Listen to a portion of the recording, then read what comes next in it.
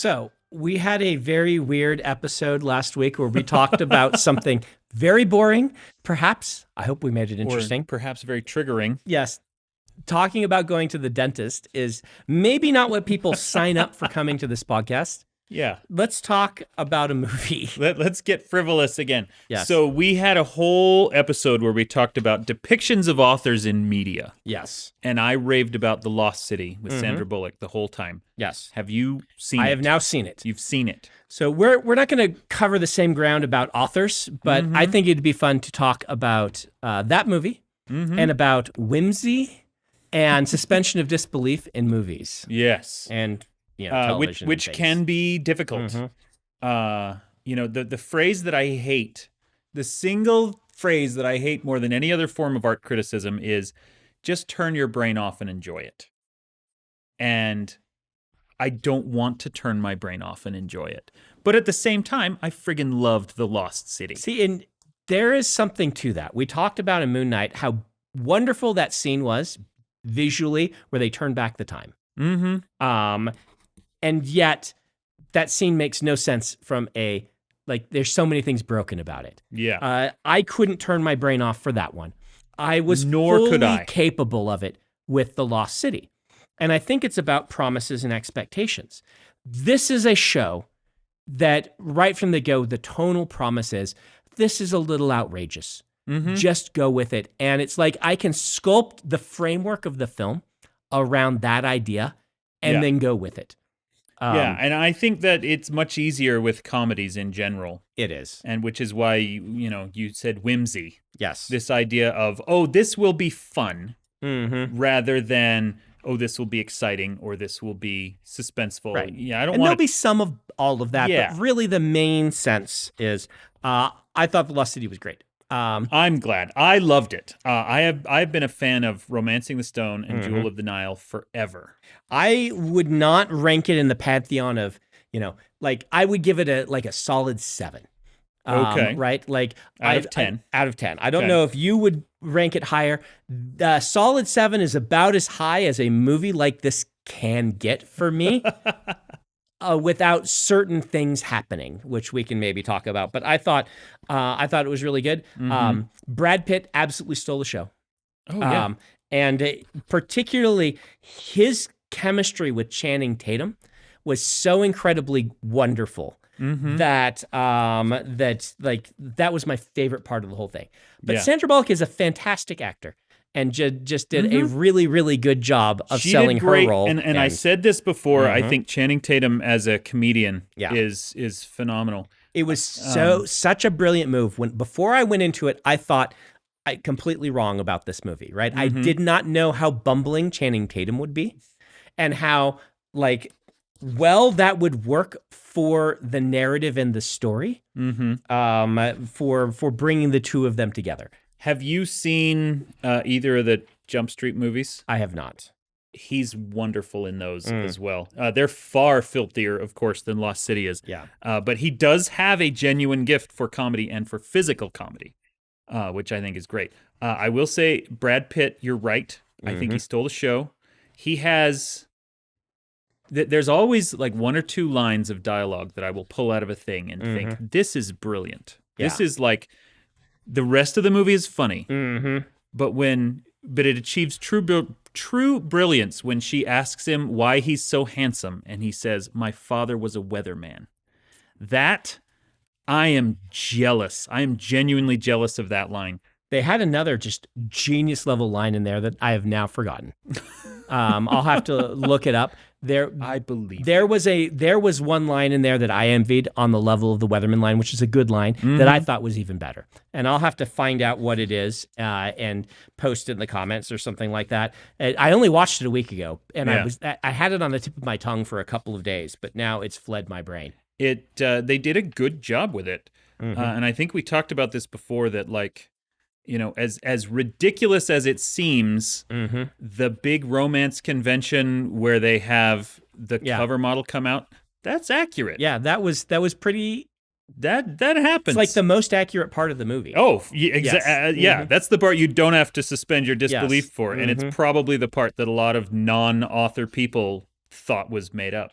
And I was expecting arrogant jerk from him, not insecure, sensitive guy who has fallen in love with this coworker that he's worked with for a long time, that is trying very hard to prove himself to her, but is about as effective in these environments as any of us would be. Yeah. And so that was a wonderful premise for a film. Now, did you know going into it that Brad Pitt was, spoiler warning, that he was going to get shot? Nope.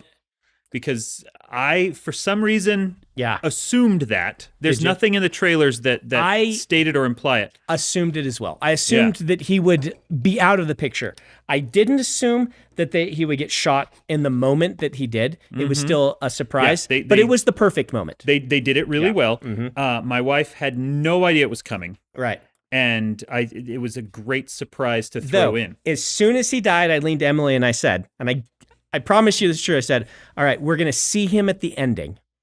I think it's because they only had Brad Pitt for a certain number of days, so they didn't have this set. But the perfect way for Brad Pitt to come back would be where Harry Potter at the end is getting away, escaping, and Brad Pitt climbs out of the water onto the boat, decks him, right? And he says, and then he checks his watch and he says, 47 hours, 58 minutes. Because he said if she's not saved in the first 48 hours, your next rescue is free.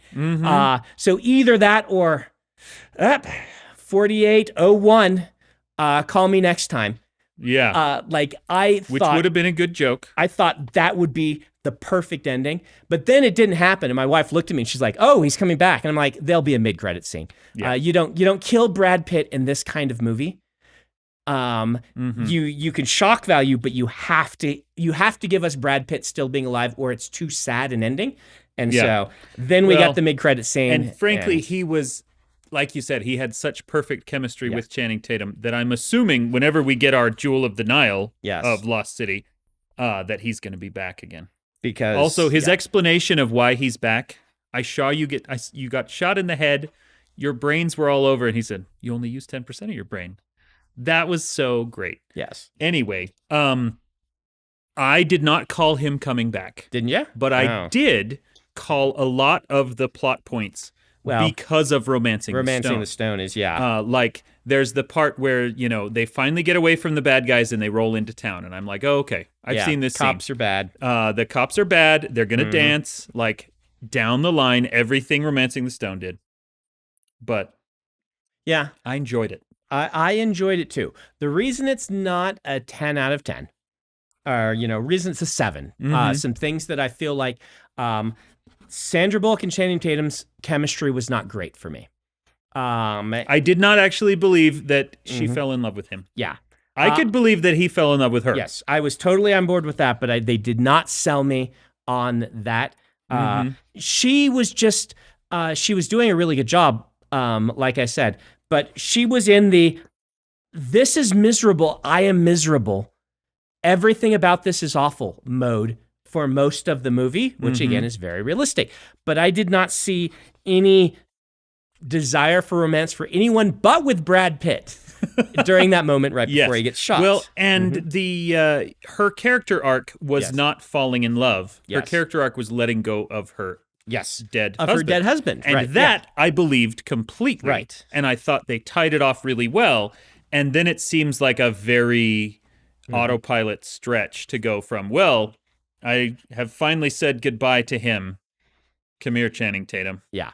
So this is kind of a romance movie, right? Like that's the promise. Absolutely. And not buying the romance there knocks off a few points. Yeah. Another thing, or few points might be the wrong term. Before we leave the romance, I do want to say it is incredibly common in media, in cinema, to see these kind of younger guy or younger woman, older guy romances all the time. And so seeing like 35-year-old Channing Tatum end up with 57-year-old Sandra Bullock. 45. 45? Is But he still. our age? Yeah, I think he is. Well, either way.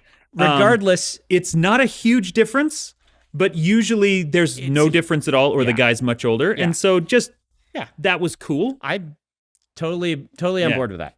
Now I want to look up how old Channing Tatum is. Maybe I'm wrong. If he's my age, look it up. Let's see. I'm going to feel pretty bad about myself. I thought it was a 10 to 15 year gap when I looked it up. I assumed he was younger than us. But and not a 20 to 30 year gap, but yeah. How old are you, Channing Tatum? He was born in 80. Holy crud. He's 42 years 42. old. Okay, so 15 years younger than she is still. Yeah. But regardless, good for him. That's a thing. My other thing is I felt, and this is the type of movie it is, but it was a little too by the numbers. And I understand by the numbers, but for my personal enjoyment, I need a little bit more. I need a little bit more of subversion or playing with the tropes that you are being very, very, and having Brad Pitt, that whole sequence and then getting shot. The movie was like riding high at that point, and the rest of the movie couldn't live up to. That was the biggest subversion they did. They did a very good job with the tropes that they had. They did, which is why it's like a solid 7 for me. They played them straight rather than trying to do something crazy with them. And this might be the reviewer problem, right? That one of the things I don't like about reviewers, I won't go into depth. We've talked about this ad nauseum, I think, is the idea that the more media you consume, the more novelty raises in your value assessment, and the less doing something very competently that has been done before, the more that goes down in your natural assessments, which it creates this divide between people who see 50 movies and people who see 2 movies a year, or people who see 10 movies and people who see 200 movies is more like it. The other point that they really kind of subverted the tropes, which was also one of my favorite moments, was when they have accidentally tricked the motorcycle guys to drive off a cliff. Right. And then they feel bad about it. Like every other iteration of this story is like, yeah, we killed the bad guys. And these two are not killers. Right. This is the only time they've done that. And they're obviously trying to talk themselves through it and be like, oh, well, this might have happened anyway. It wasn't our fault. The way that was handled was very funny and also was not what I expected to see. That was really good. And it made for some of the most genuine laughs that Emily and I gave that weren't one-liners. Their one-liners were really on point, as we talked about with the weatherman. And the unnamed line that I can't remember. The brilliant piece of dialogue that I will look up. And that scene where they are acting against the trope and trying to, like, walk back from, well, they might have just driven off the cliff anyway. Yeah. That was wonderful. But it's just that every point wasn't just telegraphed and obvious to me. To most of the audience, maybe that's fine. But for me, that makes it hard. Yeah. It means that the landing is a little harder to stick in a lot of ways. There was essentially nothing in it that really took me by surprise. None of the load-bearing elements, let's say. That said, not finding a treasure that was a corporeal treasure, so to speak, was great. So that part of the ending worked. But again, it's kind of like the two of them then just kind of escape, right? Harry Potter's the big bad guy. That's the scary one. That's with Harry Potter. He just falls off a cliff, and then well, they just caught him on the boat. I will say the strong one. Oh yeah, the big burly dude. We talked last week about phobias and fears, and one thing I did not mention in this one, when they have to wriggle through the very tiny caves, you can get out of here with that crap. I do not do caves. Ooh, have you read Ted's caving story? I'm not going to read Ted's You caving should read Ted's caving story. It is one of the great pieces of internet fiction ever written. Well, and I will say water, that kind of big, vast, open water freaks you out. Yeah. Open water does not freak me out. Underground water freaks me out. Yeah. If someone that's legitimately dangerous. That's horrifying. And so all of that stuff where I'm like, as soon as they get into that place and you can see the water, I'm like, okay, in about 15 minutes, that's how they're going to escape. And they did. I would just die in there. I would rather be burned to death by lava than go through the underwater tunnel. Oh well, my gosh. Guess I'm dead now. Yeah. But there's a way out right there. Yep. Nothing could be no, done. There's not. Yep. There's a current that leaves this room and goes somewhere else. That doesn't mean it's a way out. Okay. Did you say all of the reasons that it's only a 7? Did you have any others? Nope, okay. that's Then I want me. to ask, the next question is, what of these types of whimsical comedy, adventure, whatevers, are higher? You said there's certain elements that might raise that to a higher score. I want to know what these movies are. So things do tend to raise if I watch them multiple times and appreciate them more and more, which could happen to this. Okay. The Princess Bride is the standout example for me. Every time I watch The Princess Bride, some new line of dialogue or some new performance is just incredibly clever and interesting. Mixed with a lot of really interesting dynamics between characters. The scene with the iocane powder is just like the best written scene in cinema history. You think? Maybe. Yeah. Okay. Well, that could be a whole best written episode of our show at some point. Best written like dialogue sequence. Dialogue sequence. Right. I dream of coming up with something as good as that scene. So that's a good example. I'll give you best written comedic dialogue sequence on that. Yeah. You got to. I mean, the Jaws, the male bonding Jaws scene. Yeah, for sure. Also, I'm gonna say there's a scene near the beginning of White Christmas. I don't know if you enjoy White Christmas. It's one of my beloved traditions. But there's Danny Kaye and Bing Crosby arguing with each other about marriage, while also being clearly, obviously best friends who trust each other completely and know each other backwards and forwards. Right. That's one of the greatest scenes I've ever seen. Okay. But a lot of that is performance less than dialogue. But either way. Yes. So for me, Princess Bride is definitely up there. Right. Okay. Now the question is, it's got to be like the comedy whimsy to really match something like this. There is a scene that may be the single greatest scene in all of cinema, or the single most awesome scene of all of cinema. I'm excited. And I'm going to spoil a Fast and the Furious movie for you. So skip for 5 minutes or so if you don't want to have Fast and Furious 7 spoil. I can't remember which one it is. Okay. All right. So this is the one where The Rock and Vin Diesel are just not getting along, the real life actors. And so they have to be in different scenes. And so in the beginning, The Rock fights Jason Statham. Have you seen these movies? I have seen one where The Rock fights Jason Statham. Okay. That one has just the brilliant scene where Jason Statham is with his brother and his villain introduction. Okay, then this is not the one I've seen. Okay, that scene is also brilliant. This movie has multiple brilliant moments. But you see Jason Statham. He's sitting there with his brothers in the hospital. Who's been put in the hospital by the heroes in the last movie. Okay. If you guys haven't watched the Fast and Furious movies, a lot of people have, but if you haven't, if you gave up after 2, Fast and Furious has this weird thing where movie 1 is like a semi-serious look at street crime and things like this. 2, 3, and 4 are bad.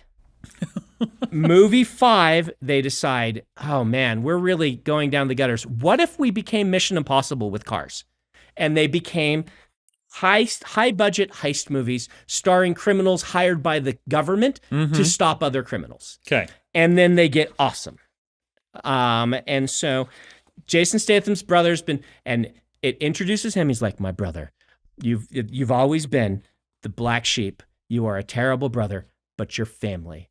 So I have to deal with the people who did this to you. And then it zooms out and there are panicked doctors in the corners huddling.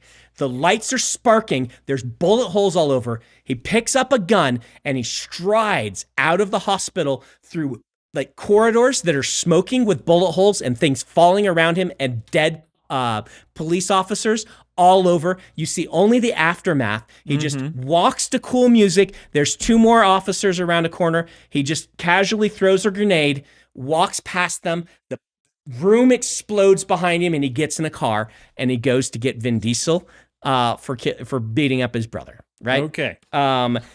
Brilliant scene of cinema. That is the same sort of stupid that this movie is, but awesome at the same time that I really like. I can suspend my disbelief to be like, wow, this movie, I know what this movie is. That's not the moment, though. Okay. That's the second coolest moment in this film, because then he fights The Rock and he puts The Rock in the hospital. Okay. They fight kind of to a standstill. The Rock has to save his partner, so he grabs his partner. So when a grenade goes off, they get blown out the window and land on a car, because if you land on a car in these movies, you're safe. Okay. It doesn't matter how far you fall, but if a car breaks your fall. Cars are King's X. You are safe on them. You're safe if you fall on a car. Okay. So he falls on a car and doesn't die, but he goes in the hospital. And so he's out of the movie so that he doesn't have to act with opposite Vin Diesel. Mm-hmm. They go and do the whole Vin Diesel thing. They come back. So wait, The Rock is in the hospital? Yes. Or Vin... Oh, okay. And Jason Statham then goes... That makes more sense than Vin Diesel allowing himself contractually to be put into a hospital. Yes. And so The Rock is like, I'm only going to film a couple of scenes. They've got to be cool. And so his fight is really good with Jason Statham. And then a whole bunch of other stuff happen. Lots of car chases and things like this. Jason Statham is... totally awesome. He's super, super good villain, as you can imagine. Yeah. At the end of the movie, they come back to the city after all these things are going on, and you cut to The Rock in the hospital with a big cast on his arm, and his daughter in world talking to him, and he's reading a bedtime story or something to her, and then they hear sirens, and The Rock perks up, and his daughter says, "Time to go to work?" And he says, "Time to go to work." And he flexes, and his cast explodes. I think you've told me about this. This is the single most awesome moment in all of cinema history. The Rock flexing his cast off after he's been in the hospital. The show probably took about 48 hours. Okay. So he's fully healed after 48 hours. Fully healed. They put a huge cast on him, but he's done. He can flex it off. That's okay, because he got a long rest that brings all your hit points back. And then he drives an ambulance off a bridge into a drone, smashes the drone, rips its minigun off, and shoots a helicopter out of the sky. And that's what The Rock does. And the sheer audacity of its awesomeness is why I bring it up in this conversation. Yes. If the Lost City, that moment where they kill Brad Pitt, and the whole Brad Pitt sequence is so over the top, and Harry Potter's stuff, I keep saying Harry Potter. Daniel Radcliffe is a fantastic actor. He does a really good job in this. Is so over the top. And then after that, a lot of it is not over the top anymore. And it feels like I'm just not quite getting something from it.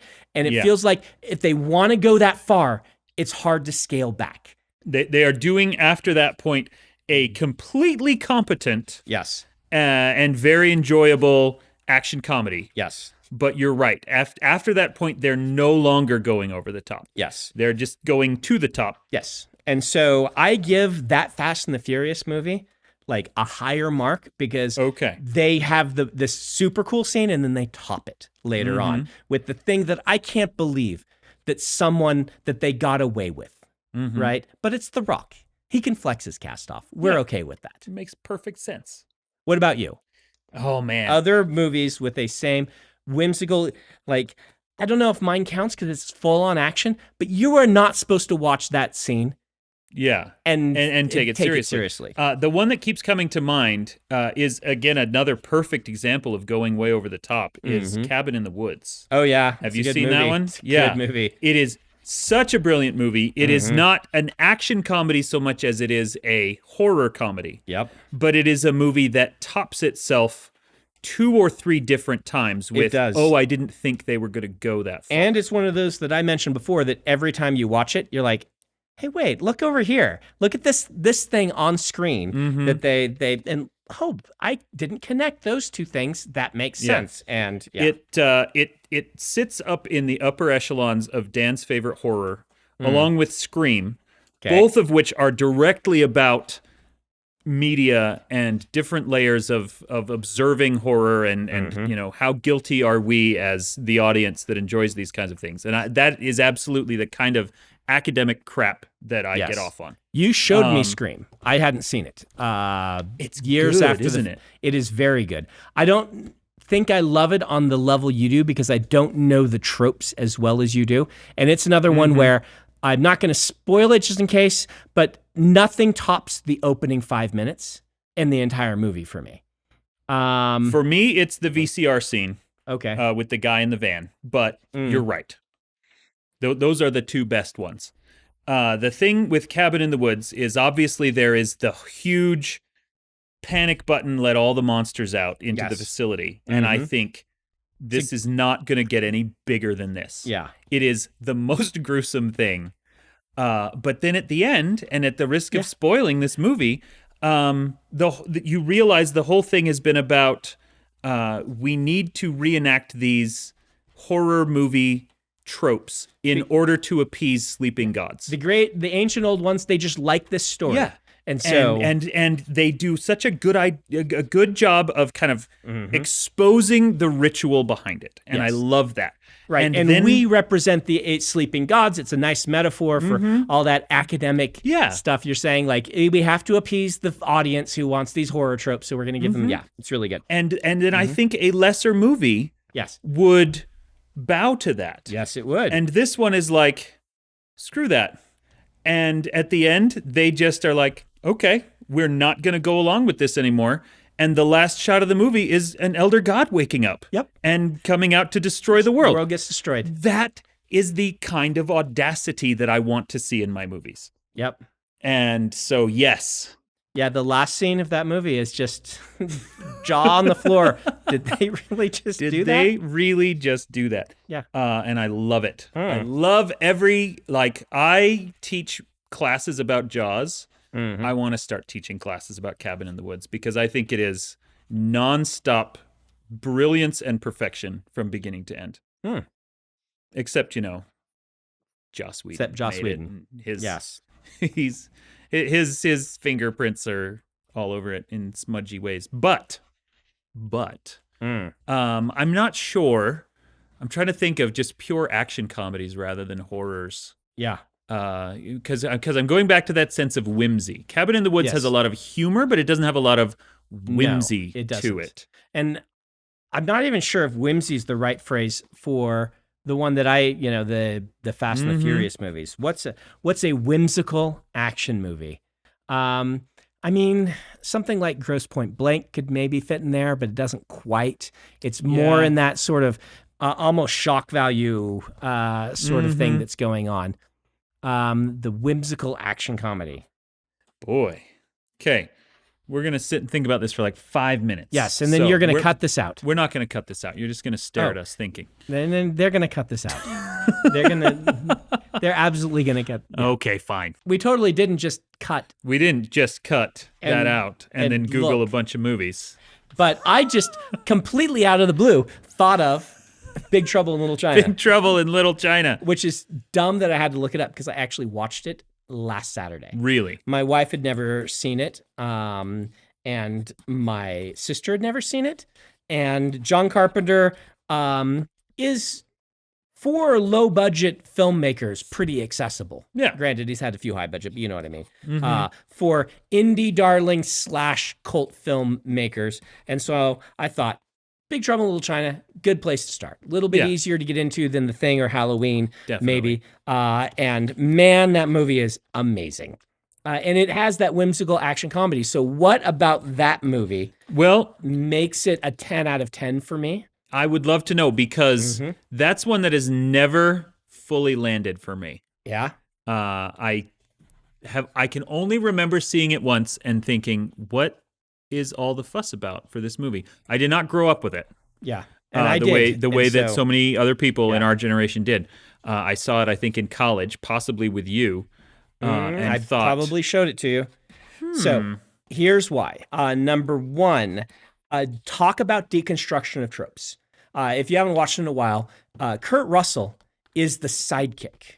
Director came out and said it, right? He is a sidekick in someone else's story. And in order to emphasize this, he is constantly bumbling. He has a good heart. He's trying really hard, but he is the bumbling sidekick. In the action climax, he shoots a gun in the ceiling, drops a rock on his head, and gets knocked out.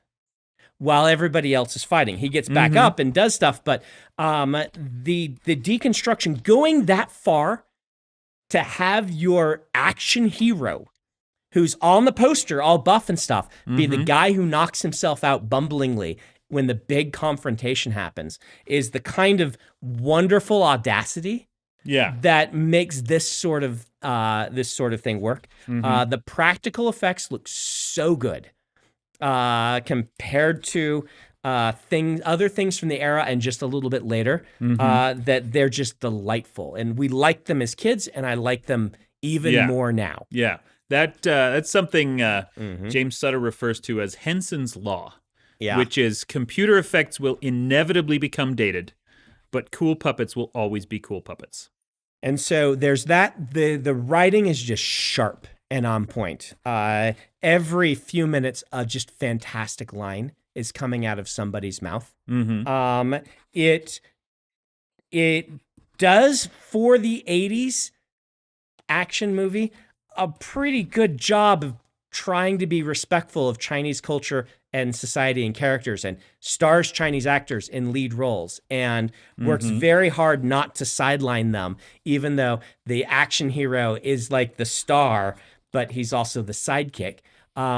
It's a tight movie, well-paced and well-choreographed. Just everything works together, and the jokes all just land. So that's why I need to watch it again. It's great for me. I think maybe with your modern appreciation of narrative and things like that, you would watch it and maybe get a little bit I'm more sure out of that it. I would. I always think we need to start our own little film festival, Yes. but, Man. there would be no point to that. And I love just the behind the scenes, the fact that people watch John Carpenter films. Like Halloween made all the money ever, right? And so they just kept giving him money, expecting he would make normal movies for some reason. And then you get Big Trouble in Little China, which no studio in their right mind should have funded. And it's a brilliant, beautiful movie. It was a total flop, of course. Yeah. You don't put action hero in the Schwarzenegger era, make a poster of him shooting a gun, and then have him actually be a bumbling fool. Good-hearted, trying hard, but a bumbling fool through the whole movie. Yeah. It's so wonderful to just think of the studio execs thinking that they're getting a real action movie, and then they get this. Now, is there a connection? Because I suspect that what's going on in my brain is that whenever I think of Big Trouble in Little China, I connect it somehow to The Golden Child. Yes. Is there a connection between those? So yes, because John Carpenter rushed to get his movie out before The Golden Child, because The Golden Child was coming out and had Eddie Murphy. And so it's one of those two movies coming out at the same time with very similar, I don't know how big a star Kurt Russell was, but he's a moderate star at the time. And then Eddie Murphy, one of the biggest stars of the time, delving into East Asian culture and things like this. And they're very different movies. And I prefer Big Trouble in Little China. Though The Golden Child's actually a solid movie. It's not terrible. Yeah. It's not Coming to America, which is far superior. But what's your favorite Eddie Murphy movie? It might be Coming to America. Coming to America over... no, it's... Beverly Hills Cop. It's over Beverly Hills Cop. It might not be over, actually, the Steve Martin one with Eddie Murphy playing. Bowfinger is definitely my favorite Eddie Murphy movie. It's probably Bowfinger. I mean, Shrek is actually a really great movie, but I don't know if we can call it an Eddie Murphy movie. Shrek and Mulan are probably both superior movies to any straight-up Eddie Murphy movie, but Shrek is good. Shrek's CGI is dated. Have I whined to you about Shrek before? Yes, you have. Then I will not do it again. But Shrek, I think, is good. And Mulan is genius. So, Mulan is. Yeah. All right. So here's another action comedy that I believe to be whimsical, which is maybe a hard sell because it's The Blues Brothers. No, that's not hard The Blues Brothers has such a distinctly non-emotional vibe to it. Right? They never show emotion. Yeah. In fact, there's only one scene in the entire movie where you see their eyes. And so it doesn't have a whimsical feel, but it ignores reality at every conceivable opportunity. It does. And it is going at if we were to make a list of the best car chases Blues number Brothers 1. has 2 of Yeah. the top 5 car chases ever filmed. And it's another movie that should never have gotten made, but it was a success. Yeah. So I'm happy about that. You watch that movie and you're like, how did they take bit character ideas from 2 SNL actors and turn it into an epic adventure through music and It is to date still the best SNL movie, and it's not even an SNL movie. No, it's not. Because Lorne Michaels never owned those characters. Yeah.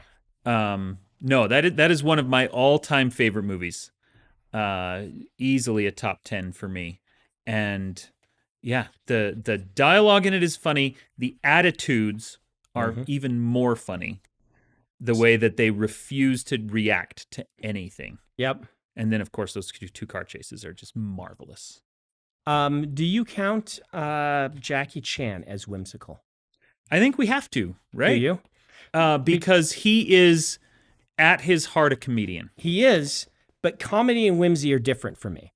Okay. At least in this specific definition. The whimsy is the sort of, we don't have to pay attention to the rules and laws of how things would work, right? Like, if we take The Lost City, look, do you know how fast magma moves? Or lava, I don't know which one it is. It's not very fast. You're fine. Look how far away that mountain is. Yeah. But in the context of this movie, we need to get out of here right now, underwater through this thing, or we are going to die. You just accept that. You accept that Brad Pitt can do all of these things. That I think with Jackie Chan, he has some that are more serious. Drunken Master is maybe my favorite Jackie Chan, but it is, despite the inherent comedy, it is a real situation that he is more or less treating seriously. Yes. But then you compare that to Condor Man. Operation Condor. Operation Condor, you're right. Operation Condor, where like in the opening James Bond stunt, he escapes from the bad guys by inflating a giant hamster ball, and that's pure whimsy. That is. You have a very good point on that one, and he's fighting Nazis for Nazi gold. And so, yes. All right. I agree with you on that. Yeah. It's just some of them, like First Strike. There's a couple. First Strike, Rumble in the Bronx. I'm going to say that those are more on the reality side. For more of the whimsical Jackie Chan, I'm going to say Operation Condor, maybe Super Cop, maybe Accidental Tourist. Oh, yeah. And the one where that plays the 2 characters, the violinist and the...